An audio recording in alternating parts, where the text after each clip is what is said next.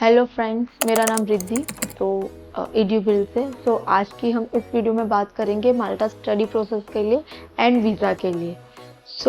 Basically हमें यहाँ पे पहले जो एडमिशन लेना होता है, तो यहाँ का जो एडमिशन प्रोसेस है तो वो कौन से लेवल का है वो पहले जानना होता है। तो बेसिकली माल्टा एजुकेशन के बारे में बताओ तो यहाँ पे लेवल के हिसाब से एजुकेशन होता है। जैसे कि लेवल 4 है तो उसमें इंटरमीडिएट कोर्सेज होते हैं, इंटरमीडिएट कोर्स होता है। लेवल 5 और 6 जो है वो बैचलर के लिए होता है और लेवल 7 जो है वो मास्टर्स के लिए होता है। तो यहाँ पे क्या है कि जैसे कि आप बैचलर के लिए जब एडमिशन लेते हो तब आपको 12 इयर्स ऑफ एजुकेशन होना चाहिए और मास्टर्स के लिए लेते हो तो 15 इयर्स ऑफ आपका एजुकेशन होना चाहिए। यहाँ पे बेसिकली मैं बात करूँ तो यहाँ की जो टॉप 4 यूनिवर्सिटीज़ जो है, जैसे कि यूनिवर्सिटी ऑफ माल्टा है, एमकास्ट है, अमेरिका यूनिवर्सिटी ऑफ माल्टा है and London school of commerce है। तो यहाँ पे जो ये 4 यूनिवर्सिटीज़ जो है, तो यहाँ पे क्या है कि बेसिकली आपको लैंग्वेज कोर्स की रिक्वायरमेंट होती है, जैसे कि आइल्स की रिक्वायरमेंट होती है। आपका एजुकेशन में मार्क्स भी अच्छे होने चाहिए। अनदर जो जितनी भी यूनिवर्सिटी जो कॉलेजेस है या यूनिवर्सिटी है या इंस्टीट्यूशन है, तो वहाँ पे ये लैंग्वेज कोर्स की या फिर मार्क्स की कोई इतनी ज़्यादा रिक्वायरमेंट नहीं होती है। इवन आपके मार्क्स मान लीजिए कि आपके परसेंटेज 50 भी है तो यहाँ पे आपको बेझिझक एडमिशन भी मिल जाता है। आइल्स नहीं है फिर भी आपको एडमिशन यहाँ पे इजीली मिल जाता है।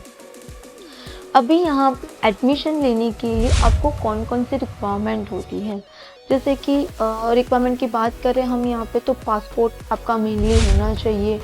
फिर आपके पास आपके एजुकेशनल जितनी भी एजुकेशन आपने की है वो सबके एजुकेशनल डॉक्यूमेंट्स होने चाहिए। फिर यहाँ पे आपको SOP यानी कि statement of purpose another document लगता है तो कवर लेटर। तो ये दोनों में से कोई भी चीज़ आप उसमें पुट कर सकते हो, यानी कि आपको उसमें बताना होता है यहाँ पे यानी कि कौन से पर्पस के लिए आते हो, आपका गोल वगैरह क्या होता है, ये सारी चीज़ें ही आपको SOP या कवर लेटर में मेंशन करना होता है। उसके बाद आता है LOR यानी कि लेटर ऑफ रिकमेंडेशन।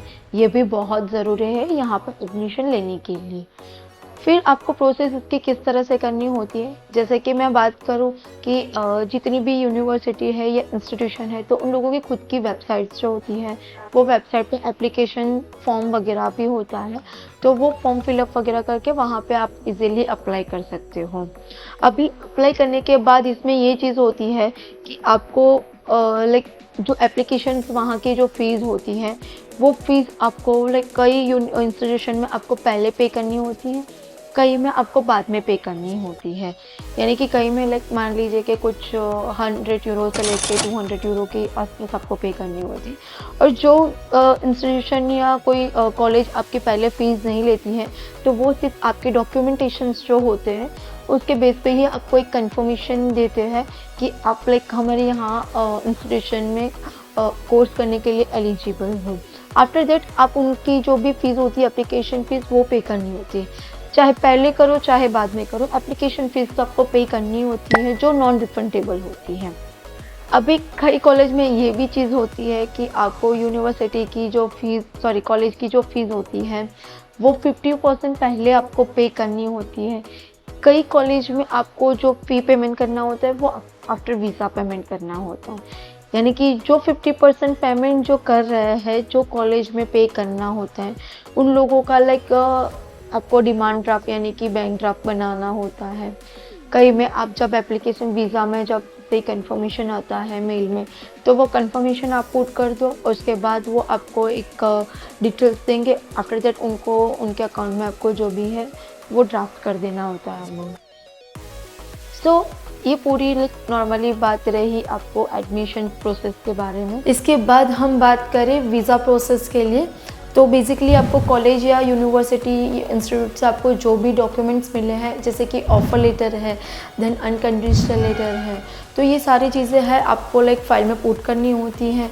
उसके अलावा आपको कई इंस्टीट्यूशन जो है वो अकोमोडेशन लेटर भी आपको दे देती है तो इसमें क्या है कि आपको कुछ होटल बुकिंग है या फिर अनदर लाइक पीजी वगैरह है, वो आपको उसका कोई लेटर शो करने की कोई ज़रूरत नहीं होती है। उसके अलावा हम बात करें तो आपकी जितनी भी लाइक एजुकेशनल डॉक्यूमेंट्स होते हैं, वो सारे डॉक्यूमेंट्स भी आपको वीज़ा के लिए फ़ाइल में पुट करने होते हैं। अभी यहाँ पे जो वीज़ा अपॉइंटमेंट की बात करूँ, यानी कि वीएफएस अपॉइंटमेंट की बात करूँ, तो थोड़ा डिफरेंट है अनदर कंट्रीज़ के हिसाब से। तो यहाँ पे जो आपकी वीएफएस की अपॉइंटमेंट है, वो सीवीयू यूनिट के थ्रू आपको अपॉइंटमेंट मिलती है, यानी कि यहाँ की जो भी कॉलेज या यूनिवर्सिटी वॉटेवर जो भी है, वो आपको सीवीयू यूनिट के थ्रू आपको अपॉइंटमेंट देती है। उसके बाद आपको जितने भी ये डॉक्यूमेंट्स वगैरह है, उसके फ़ाइल वगैरह बना के वो आपको वीएफएस में जाना होता है। जितने भी डॉक्यूमेंटेशन की लिस्ट है वो मैंने आपको स्क्रीन पे बता दी है कि आपको कौन कौन से डॉक्यूमेंट्स वीज़ा के लिए चाहिए। इसमें एक मेन चीज़ रहती है बैंक स्टेटमेंट। तो बैंक स्टेटमेंट ये है कि आपको इसमें 6 महीने का बैंक स्टेटमेंट दिखाना होता है और उसमें भी आपको 11 लाख तक का बैंक बैलेंस दिखाना होता है। ये भी एक चीज़ मेनली रहती है आपके वीज़ा के फाइलिंग के लिए। अभी इसमें ये चीज़ है कि 11 लाख आपको क्यों दिखाना है, तो आपका जो एक्सपेंस होता है, आपका हॉस्टल चार्ज होता है, आपकी ट्यूशन फीस जो नेक्स्ट ईयर की होती है, वो वगैरह आपको इसमें बैलेंस में दिखाना होता है।